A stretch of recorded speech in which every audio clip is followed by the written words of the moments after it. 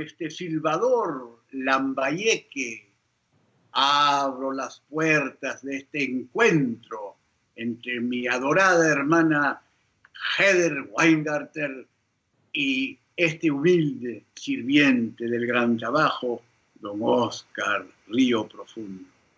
Welcome, my beloved sister, sanctioned teacher of the Pachacuti Mesa tradition of cross-cultural shamanism. Heather, it is a deep honor to host you in this little recording that will illumine and amplify the light that you already are as a carrier of this lineage in the world. How are you doing today, my love? I'm doing really well, thank you. Really happy to be speaking with you.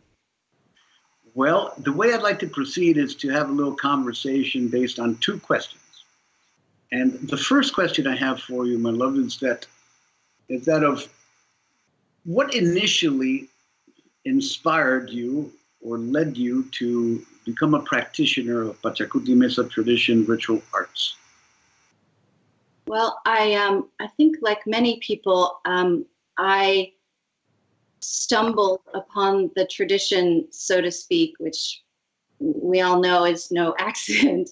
And I had been really searching for a spiritual community for over a decade and had some profound initiations and challenges along the way and disappointments. And I had realized I really had to hold that dream lightly and stop yearning and grasping for that earth honoring spiritual community to come into my life. And after about 7 years of gently putting it in the background and focusing on my career and my emotional health and my primary relationship with my husband, I decided to ask around in my community. And at the time I was living in northern Idaho. I decided to ask some friends if they knew of any solstice or equinox gatherings. And I found myself in the most pristine ceremonial space that my dear sister and mentor, who was living up in that area, had created. And it was a winter solstice. We created an incredible despacho, and her ceremony was impeccable. And I had been in enough ceremonies to know when I saw a master ceremonialist. And I thought, oh my gosh, I found what I've been looking for. And I just continued to go to her ceremonies, and step by step, I began to learn the tradition. And after the first gathering she invited me to of yours, I knew I had found the community that I've been looking for. The depth of your emotional authenticity when it comes to having heeded the call says it all.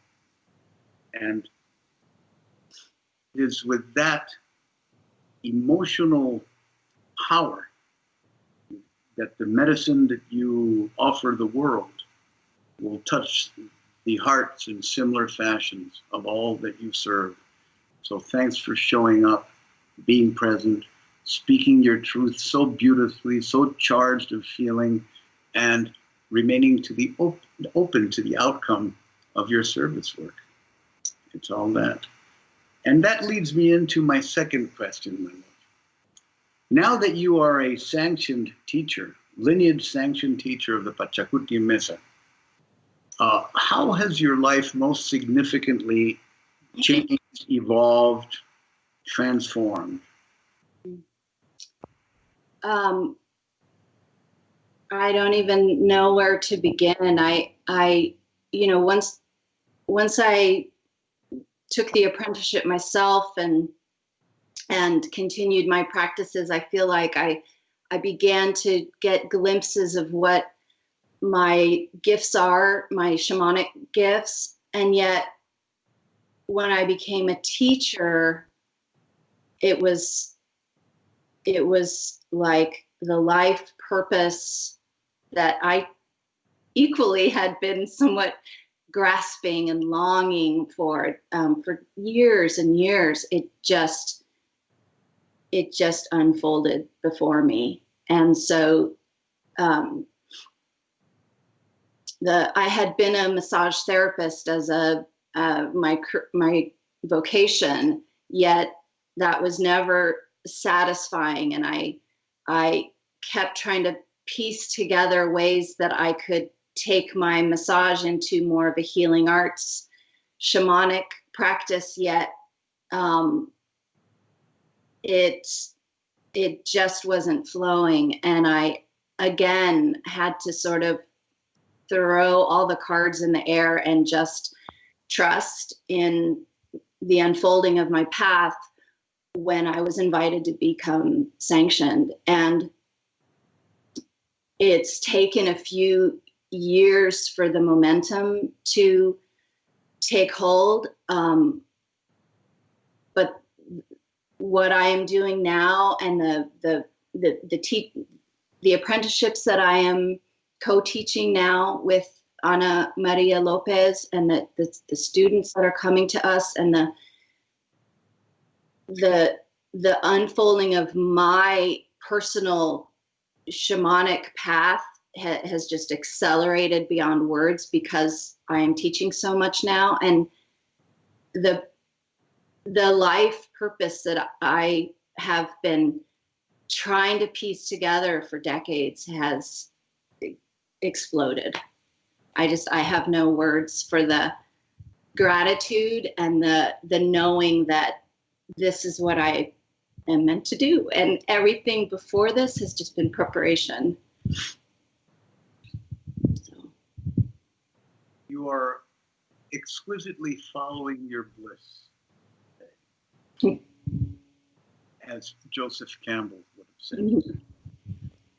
And I also hear in what you're saying that you progressively are deepening your skill as a conveyor of shamanic wisdom, of cross-cultural shamanic wisdom, given that the lineage that we have is all inclusive of other traditions as well as historical circumstance.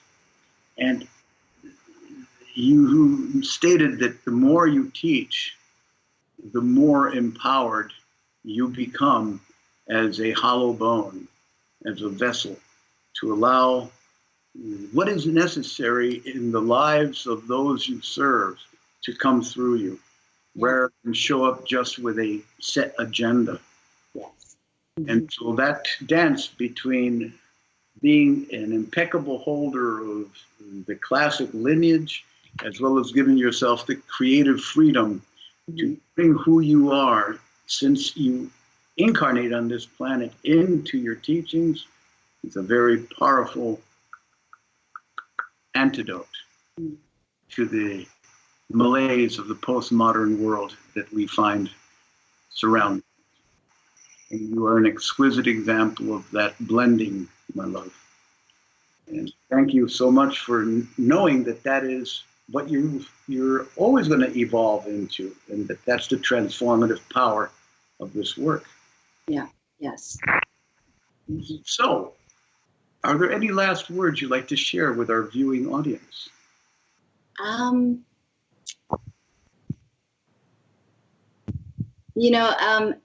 As I begun teaching with Anna, she and I have very almost opposite and complementary. We're very much the Yanantin teachers with our skills and gifts. And when we decided to teach together, we made a compacto that I would be me and she would be her. that we would allow each other to be in the fullness of who we are and allow our gifts to come forth in unconditional love and trust. And so I would just encourage people who maybe feel like their gifts don't look like classic traditional shamanic gifts or skills to never doubt that we all belong to the earth. We all have skills and gifts that are crucial, and we all have our own genius that when we come together click like puzzle pieces. And so to never question the beauty that we all have to offer.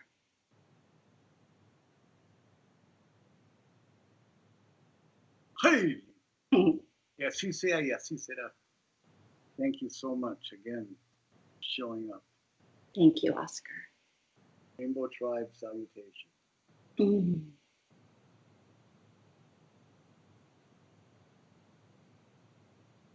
Mm. Kylie. 7 generations. Until next time, my love.